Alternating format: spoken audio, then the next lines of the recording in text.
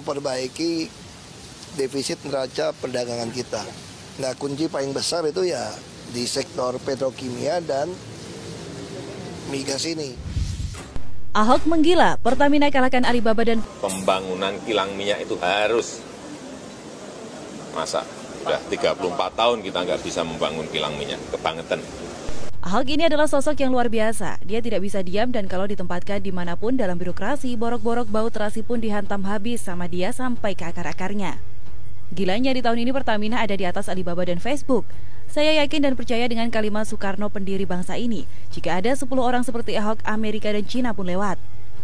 Sistem bobrok dibongkar dan dikorek sampai dalam, sehingga sisa daging bersih. Semua yang ada di dalam perusahaan yang berpotensi jadi duri dalam daging dicabutnya meski rasanya sangat sakit. Sebagai komisaris utama Pertamina, dia sudah melakukan banyak gebrakan. Memang secara langsung dia tidak jadi pembuat perencanaan dan strategi pasar.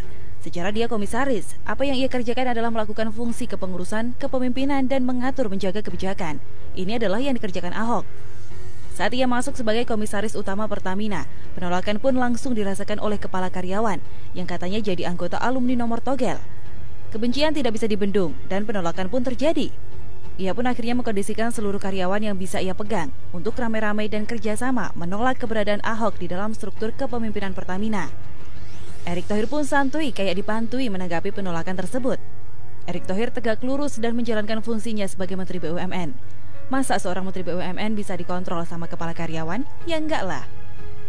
Di dalam hak prerogatifnya, Erick Thohir meletakkan Ahok di kursi yang paling tinggi di perusahaan tersebut, komisaris utama.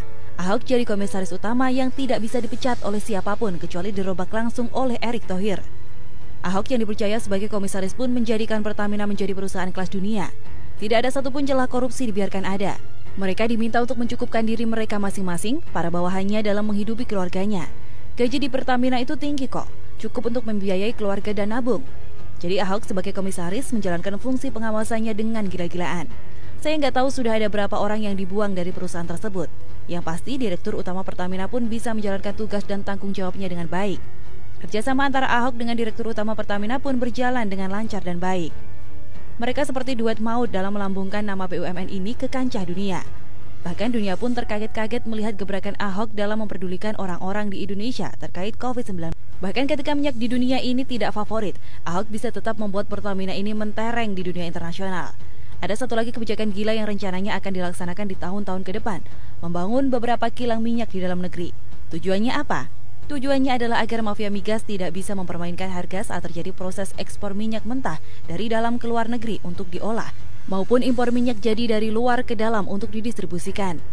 Kilang minyak besar-besaran akan dibangun untuk proses penaikan tingkat dari crude oil menjadi end product seperti bensin yang kita nikmati dan bisa dikonsumsi oleh kendaraan berbahan bakar bensin, diesel, dan bahkan kalau mungkin aftur untuk pesawat.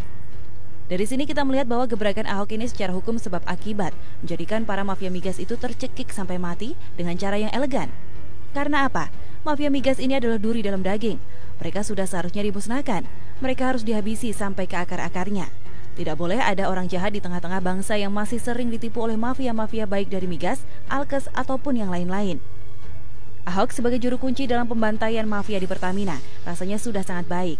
Ahok ini tipe pemimpin yang sulit tunduk di bawah orang lain, kecuali beberapa orang. Ahok terbukti sangat loyal kepada atasannya saat menjadi wakil gubernur DKI Jakarta. Ahok juga terbukti sangat loyal kepada atasannya saat menjadi komisaris utama di Pertamina. Sementara ini, kelihatannya hanya ada dua orang yang bisa ia loyal terhadapnya, yakni Jokowi dan Erick. Prabowo saja dibuang sama Ahok saat dia mengetahui Gerindra itu pemain sara. Sudah seharusnya Ahok yang gila ini dibiarkan di kursi komisaris utama Pertamina. Rizik pun dibuat kejang-kejang. Baru-baru ini pun Pertamina menyabet Platinum Awards di ajang kompetisi Public Relations Indonesia Awards 2020 karena Pertamina menghimpun penghargaan terbanyak pada kategori BUMN dan anak usaha BUMN. Yakni berhasil meraih 25 penghargaan dari 10 subkategori, yaitu Earned Media, Kanal Digital, Manajemen Krisis, Laporan Tahunan, Brand Guideline,